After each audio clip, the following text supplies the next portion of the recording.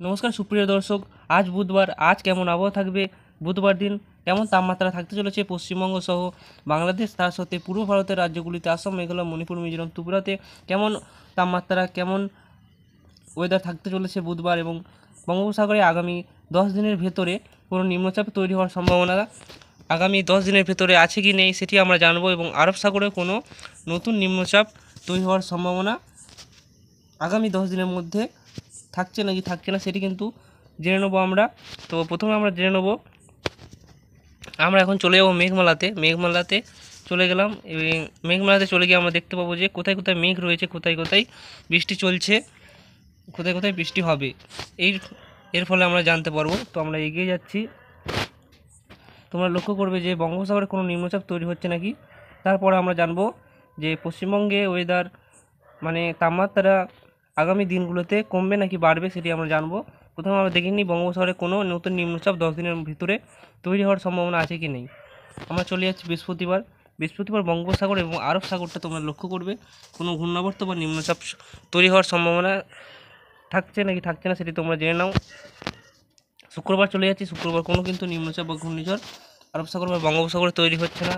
শনিবার চলে যাচ্ছে আমরা 25 তারিখেও তোমরা দেখতে পাচ্ছ কোনো কিন্তু নিম্নচাপ বা ঘূর্ণিঝড় নেই। এবং রবিবার চলে যাচ্ছি 26 তারিখ, কোনো নিম্নচাপ ঘূর্ণিঝড় নেই। এবং আমরা চলে যাচ্ছি সোমবার 27 তারিখ, কোনো নিম্নচাপ বা ঘূর্ণিঝড় বঙ্গোপসাগরে তোমরা দেখতে পাচ্ছ তৈরি হয়নি। আমরা মঙ্গলবার চলে যাচ্ছি, মঙ্গলবার তোমরা দেখতে পাচ্ছ কোনো কিন্তু নিম্নচাপ বা ঘূর্ণিঝড় তৈরি হয়নি। এবং বুধবার চলে যাচ্ছি আমরা, বুধবারেও কোনো নিম্নচাপ বা ঘূর্ণিঝড় তৈরি হওয়ার সম্ভাবনা এখনও পর্যন্ত কিন্তু আমরা দেখতে পাইনি। বৃহস্পতিবার চলে যাচ্ছি, বৃহস্পতিবারেও আমরা দেখতে পাচ্ছি বঙ্গোপসাগরে কিন্তু কোনো ঘূর্ণাবর্ত বা নিম্নচাপ তৈরি হওয়ার সম্ভাবনা দেখতে আমরা কিন্তু পাচ্ছি না। আমরা শনিবার লাস্ট পর্যন্ত দেখে নিচ্ছি, শনিবার পর্যন্ত কোনো কিন্তু নিম্নচাপ বা ঘূর্ণাবর্ত আমরা দেখতে পাচ্ছি না বঙ্গোপসাগরে। একটি বিপরীতমুখী ঘূর্ণাবর্ত আমরা শনিবার 1 তারিখে দেখতে পাচ্ছি, এর কিন্তু কোনো নিম্নচাপ বা ঘূর্ণিঝড়ে পরিণত হওয়ার সম্ভাবনা নেই। তো আমরা জেনে নেবো এখন যে কেমন আবহাওয়া থাকতে চলেছে, কেমন ওয়েদার থাকতে চলেছে পশ্চিমবঙ্গ সহ বাংলাদেশে। আমরা সকাল 6টার সময় বুধবার আমরা দেখব, সকাল 6টার সময় আমরা দেখতে পাচ্ছি কলকাতায় 16 ডিগ্রি সেলসিয়াস তাপমাত্রা থাকছে, এবং পূর্ব বর্ধমানে আমরা দেখতে পাচ্ছি 13 ডিগ্রি সেলসিয়াস সকাল 6টার সময় থাকছে, এবং পশ্চিম বর্ধমানে আমরা দেখতে পাচ্ছি যে 14 ডিগ্রি সেলসিয়াস থেকে 13 ডিগ্রি সেলসিয়াসের আশেপাশেই থাকবে। পুরুলিয়াতে 12 ডিগ্রি সেলসিয়াস, প্রায় 13 থেকে 14 ডিগ্রি সেলসিয়াস। বর্ধমান, পূর্ব বর্ধমান, পশ্চিম বর্ধমান, তার সাথে বাঁকুড়া এবং পুরুলিয়া, বীরভূম, মুর্শিদাবাদ, তার সাথে নদিয়া, হাওড়া, হুগলিতে কিন্তু প্রায় 13-14 ডিগ্রি সেলসিয়াস তাপমাত্রা থাকবে। এবং আমরা এখানে কলকাতা এবং উত্তর 24 পরগনাতে কিন্তু প্রায় 15 থেকে 16 ডিগ্রি তাপমাত্রা থাকবে সকালের দিকে। আমরা দেখতে পাচ্ছি কলকাতায় 16 ডিগ্রি তাপমাত্রা আমরা দেখতে পাচ্ছি, 14 থেকে 15 ডিগ্রি থাকারই সম্ভাবনা বেশি আছে কিন্তু। এবং আমরা দক্ষিণ 24 পরগনা দেখতে পাচ্ছি 14 ডিগ্রি সেলসিয়াস, এবং পূর্ব মেদিনীপুরে 14 ডিগ্রি সেলসিয়াস, পশ্চিম মেদিনীপুরে 13 ডিগ্রি সেলসিয়াস তাপমাত্রা থাকার সম্ভাবনা রয়েছে সকাল 6টা।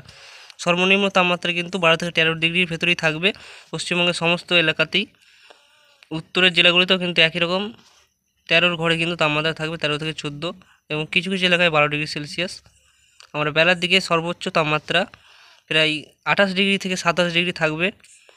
তোমরা দেখতে পাচ্ছ বর্ধমানে কিন্তু 26-27 ডিগ্রি সেলসিয়াস তাপমাত্রা থাকবে, এবং এখানে পুরুলিয়াতে 28 ডিগ্রি সর্বোচ্চ তাপমাত্রা থাকছে, এবং কলকাতাতেও 28 ডিগ্রি তাপমাত্রা থাকবে সর্বোচ্চ। তো এই তাপমাত্রাটি কমছে নাকি বাড়ছে আমরা বৃহস্পতিবার সেটি জেনে নেব। একই রকম তাপমাত্রা থাকছে, 13 ডিগ্রির ঘরেই আমরা দেখতে পাচ্ছি তাপমাত্রা থাকছে। বর্ধমান সহ বাঁকুড়া, পুরুলিয়াতে প্রায় 13-12 ডিগ্রি তাপমাত্রা থাকছে, এবং কলকাতায় আমরা দেখতে পাচ্ছি প্রায় 13 থেকে 14 ডিগ্রি, এবং কিছু কিছু এলাকায় 15 ডিগ্রি সেলসিয়াস সকালের দিকে তাপমাত্রা থাকবে। এবং বেলা বাড়তে আবারও 27 থেকে 28 ডিগ্রি সেলসিয়াস তাপমাত্রা সর্বোচ্চতে পৌঁছে যাবে বেলার দিকে। এবং কোনো কুয়াশার খবর আছে নাকি সেটি আমরা জানবো। মেঘমালাতে আমরা চলে যাচ্ছি, না কুয়াশা চলে যাচ্ছি, কুয়াশা মোডে আমরা চলে যাব, কুয়াশা মোডে আমরা চলে যাচ্ছি, এর কুয়াশাতে চলে যাচ্ছি। এবং বুধবার সকালে থেকে ভোরের দিকে আমরা একটু চলে যাচ্ছি।